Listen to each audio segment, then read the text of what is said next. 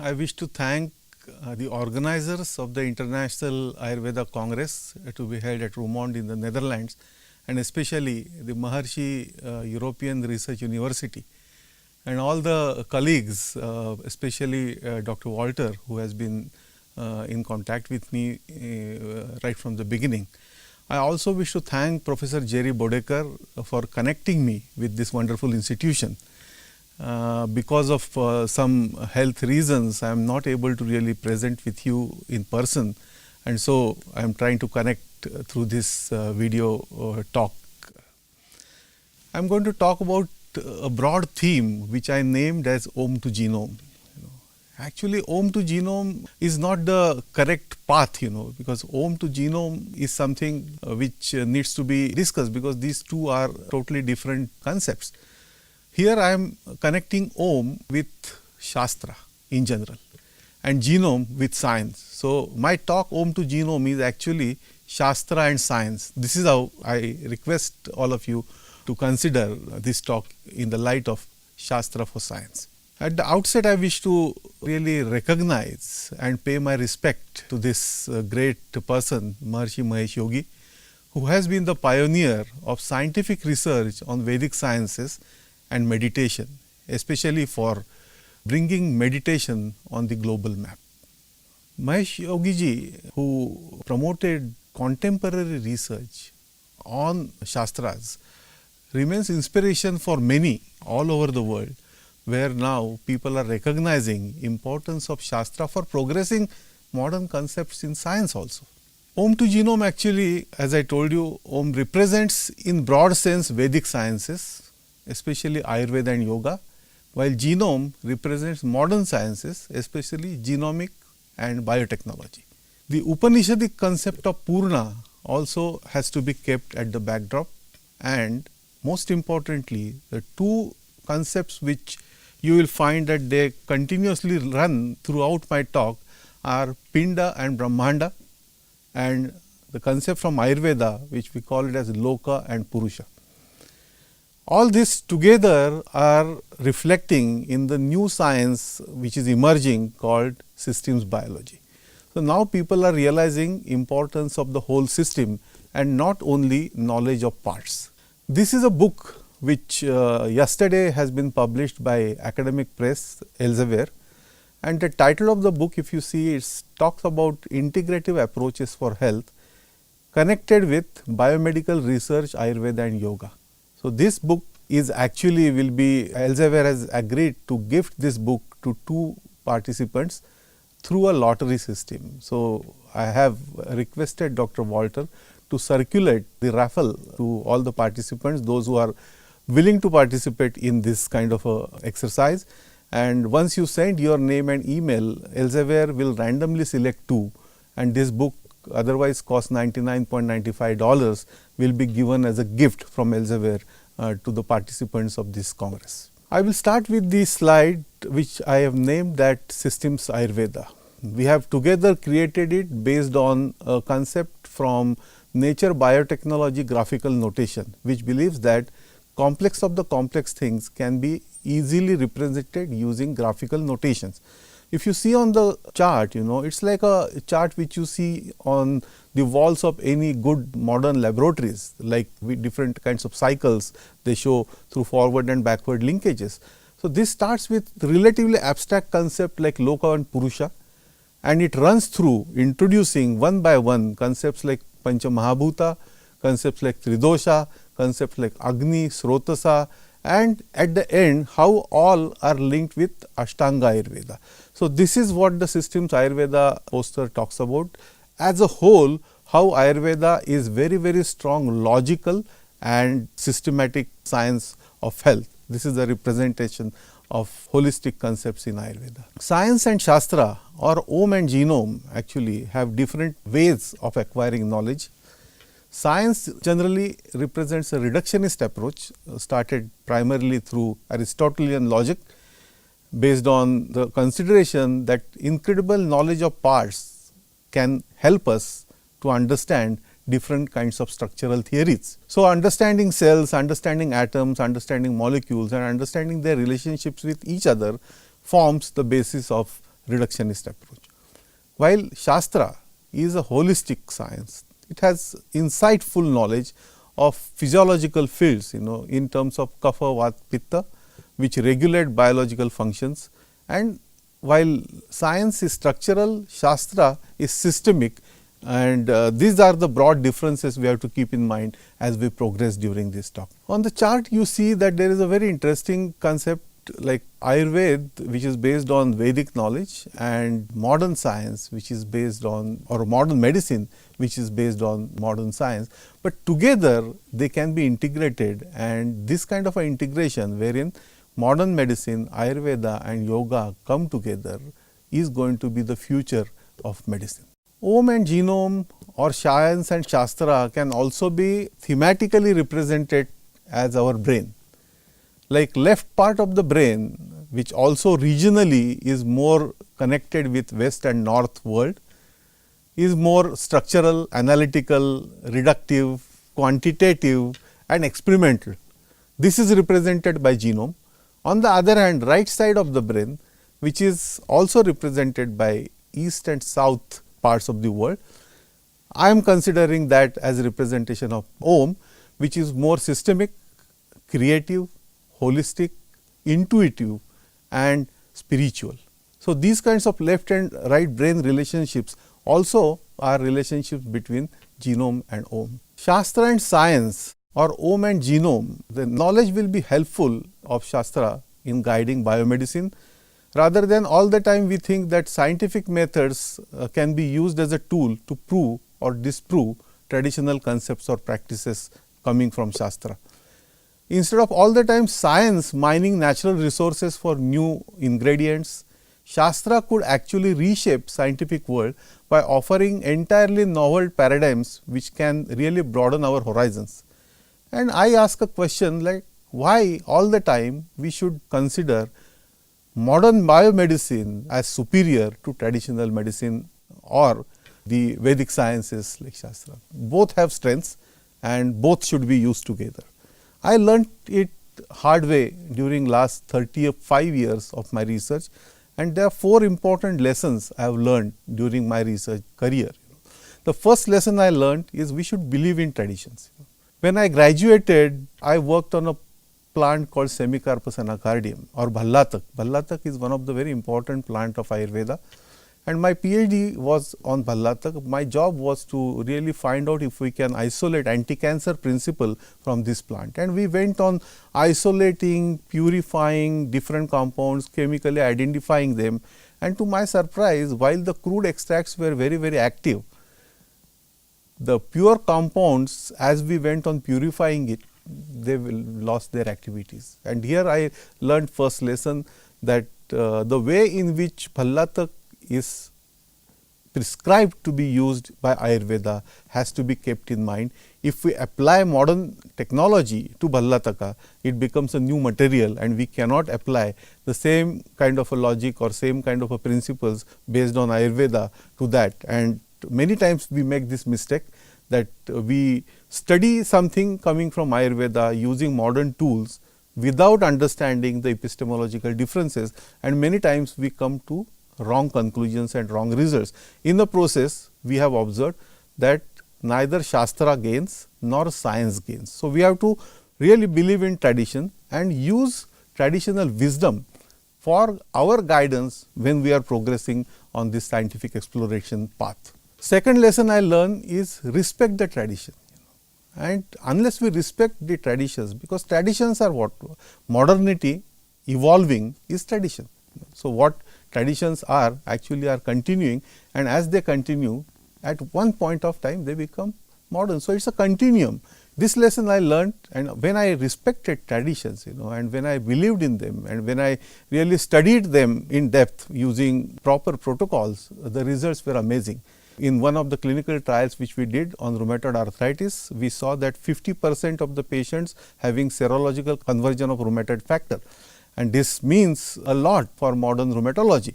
Because of this results, our collaborative efforts with Mass General Hospital or Harvard Medical School were through, and this work led to a very big project, and new product was developed. It was granted US patent at that time, and many good papers in mainstream science journals like Journal of Rheumatology have been published out of this work. This came sheerly because we respected our traditions. The third lesson I learnt, just respect is not enough. We have to support our own traditions. So, we advocated to our government that they need to support our traditional knowledge research, and Council for Scientific and Industrial Research of Government of India under their major ambitious program supported this for drug development against 3 diseases. One was diabetes, one was arthritis, and one was hepatoprotective. And in a very short period of time, we could really come out with a systematic drug development leading to 2 US patents, and we also published number of studies. We showed that actually one of our formulation prepared using Ayurvedic knowledge system was equivalent to celecoxib, which is the mainstream anti-inflammatory agent used in the mainstream treatment of rheumatoid arthritis. We also use this knowledge or traditional knowledge to understand how it can be used for improving immunity in our body. Today, many of the diseases are because of immunocompromised condition of human being, and Rasayana concept in Ayurveda is very, very important. So, following this Rasayana concept, we showed that some of the Rasayanas like Ashwagandha or Guduchi or Shatavari can be very effective in improving efficacy of vaccines.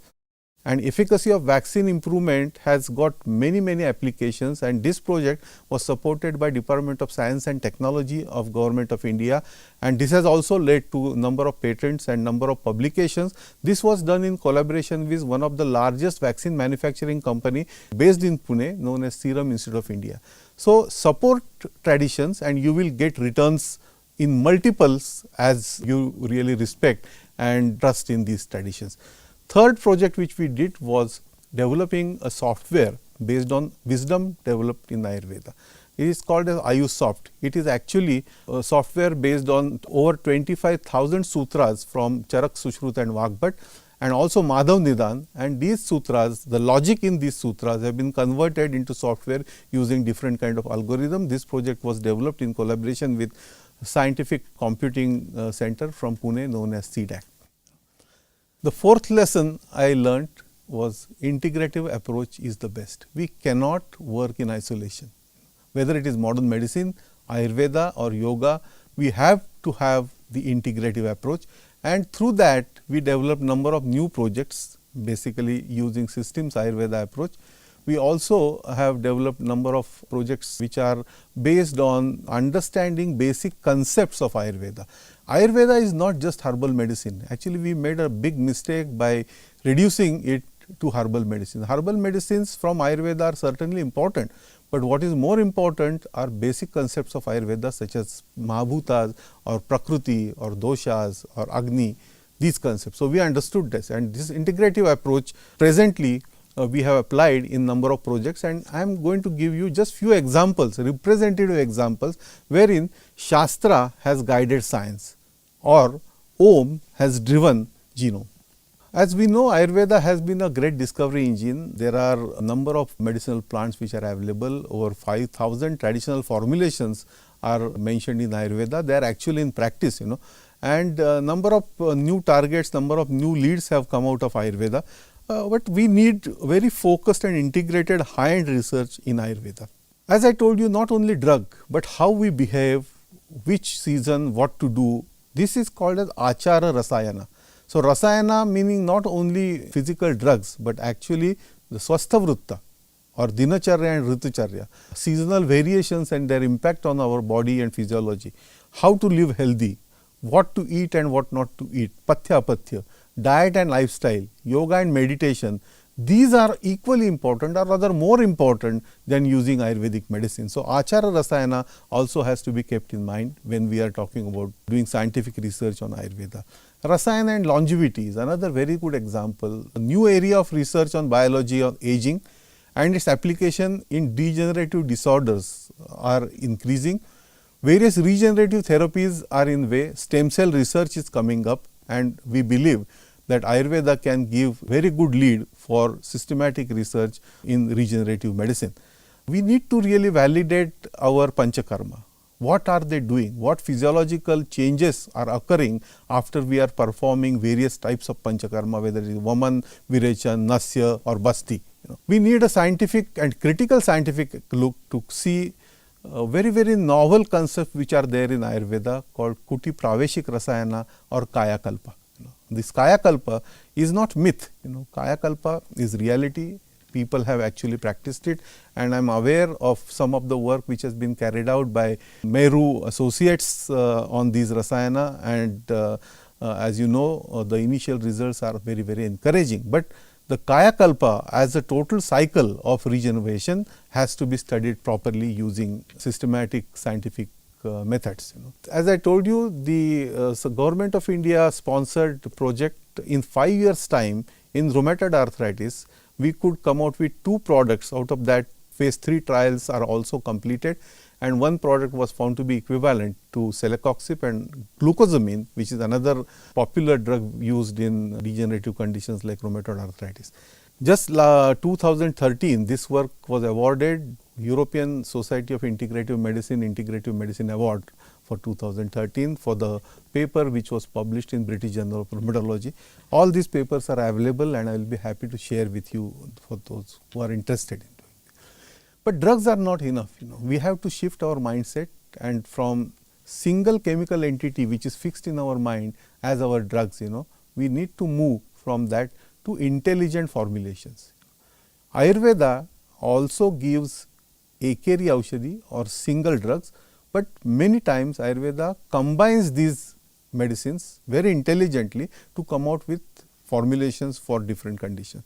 And this is very true today, because we are moved from an era of infectious diseases wherein that magic bullet approach was valid, to lifestyle disorders which are polygenic, which are multiple target oriented, and so they cannot be dealt with one chemical entity or one single herb. They may need intelligent formulation, and actually not only formulation, but entirely new therapeutic discovery we need. And what Ayurveda actually practices is a therapeutic discovery, because for every patient, Ayurvedic physician will treat that patient differently, separately based on their prakriti, and although many patients may have similar symptoms, but the therapeutic strategies of Ayurveda may be different based on various variables.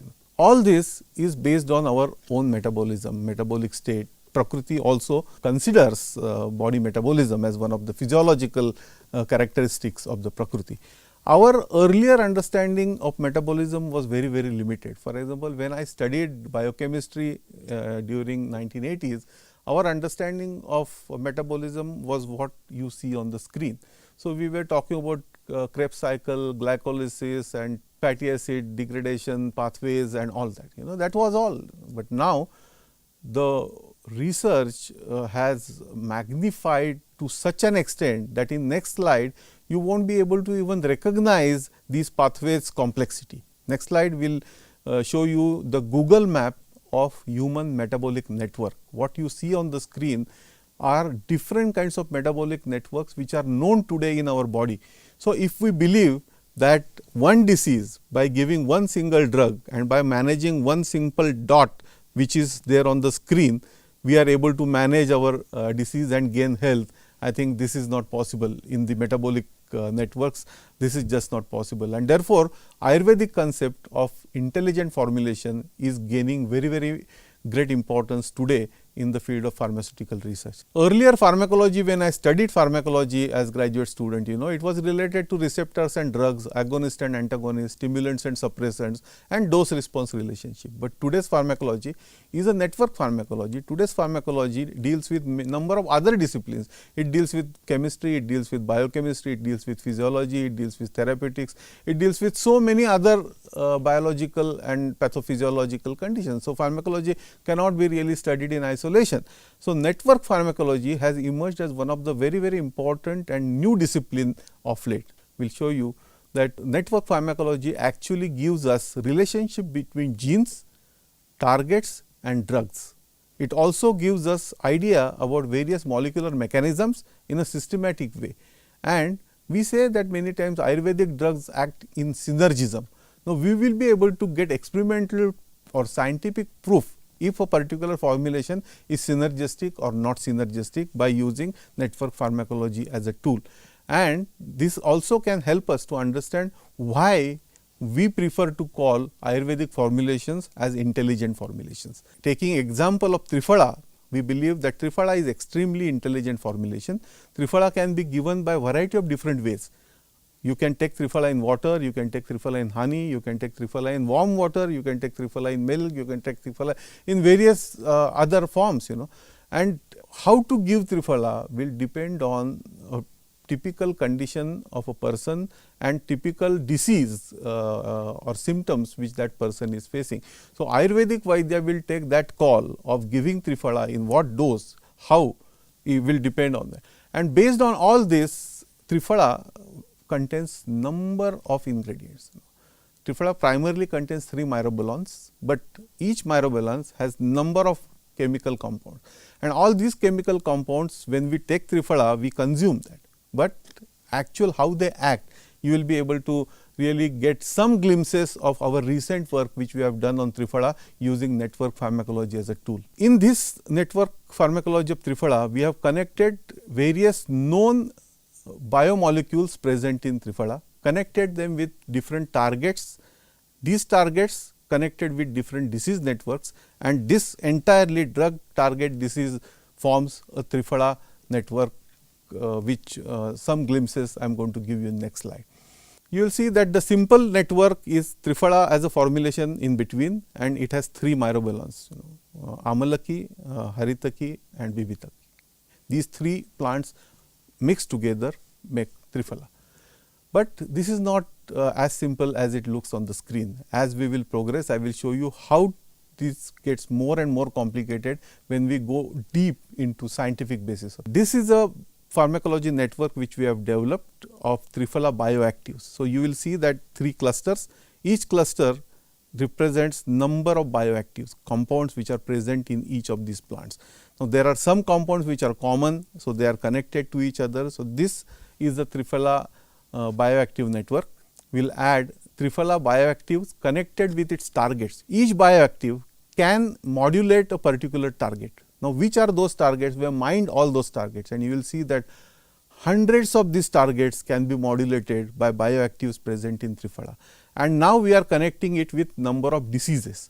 So, it gets even more complicated. You will see that how Shastra can guide science when you look at this complex slide, in which you see Triphala as one simple looking medicine, but look at how many bioactives it has. Look at these bioactives can modulate how many targets, and look at these targets can modulate how many diseases. So, Triphala can be used for number of diseases, but it is not that every time Triphala will act on all the diseases. It will depend on the conditions which are present, and these conditions Ayurveda has described by using various variables. There are 5 Mahabhutas, 3 doshas, different dushtis, there are 7 different dhatus or tissues, there are 3 different malas, there are 13 different types of agnis, 13 different types of srotasas, there are gunas, 20 gunas, there are 6 types of taste or rasas, there are 2 types of viryas. In each person, all these combinations if you make, you will realize that they go in infinity, and therefore, Ayurveda says that every person is different and you need different strategy for treating that person. This is what is today's personalized medicine. And to go towards personalized medicine using Ayurveda as a base, we have developed the first software as Ayusoft, which is actually giving essence of Ayurvedic knowledge and logic. And then we have studied the Prakruti genetics, which we call it as Ayugenomics. I am going to give you just few glimpses again, just to show how Shastras have been guiding science. We know that Dosha Prakruti has genetic connotation, and we hypothesize that if Prakruti and genetic are related, we should be able to really study that using the modern methods in genomics. We studied because our group is working in rheumatoid arthritis. We have patients pool of rheumatoid arthritis, and in rheumatoid arthritis HLA relationship, HLA gene relationship with rheumatoid arthritis is well known. So, we did HLA gene polymorphism by doing DNA analysis in a blind study, taking patients of rheumatoid arthritis, and then we classified them into 3 major classes as Vat, Pitta, Kapha. And we showed that the distribution of different alleles of this HLA genes is statistically different in Vat, in Pitta and with Kapha. This is the first time a scientific evidence was created to support concept something like Prakriti. So, we talk about scientific evidence, here is the scientific evidence which our group tried to give in support of Prakriti, but every time it may not be possible. But just because it is not possible, it does not mean, for example, today we have not studied what is Agni or what is Srotasa. It does not mean that those concepts are wrong.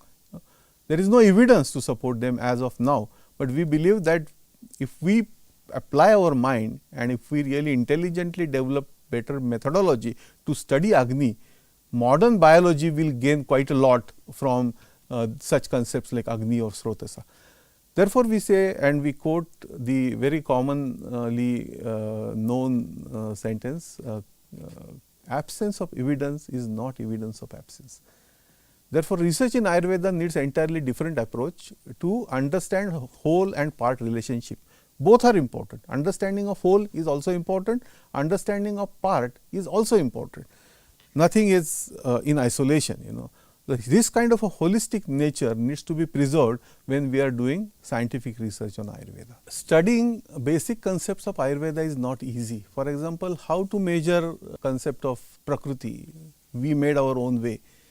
But how does a scientist measure changes in Qi, for example, a concept which is central to traditional Chinese medicine? Or how do you study prana, which is so central in Ayurveda and yoga? So, this is validating basic concepts is very, very tricky subject, and it needs integration of modern scientists with Vedic scientists together. And I am happy to say that Meru is one such institution where such conglomeration exists very, very actively. Now, I am going to give you very, very quick glimpses of how Shastra for science actually has been practiced. In top end journals, you will see that number of new papers which are coming up. For example, changes in prostate gene expression in men undergoing intensive nutrition and lifestyle intervention. Now, this is exactly what Pathya Apatya or importance of nutrition Ayurveda is talking about, which Dean Ornish has practiced, and his paper in PNAS actually underwrites these concepts. In science, the circadian integration of metabolic and energetics has been published. This is nothing but our Swasthavrut, Dinacharya and Rutucharya is expressed by way of circadian rhythms. Why undermine Nadi Pariksha when now journals like BMJ are also publishing articles on resting heart rate as low tech predictor of coronary events in women, So, we should really look at great details with what is Nadi Pariksha and come out with its applications using modern science. Anguli Parimana, one of the central concept, very easy concept, again papers which have appeared in BMJ indicate that if you are able to develop Anguli Parimana as a tool, there is a great scope for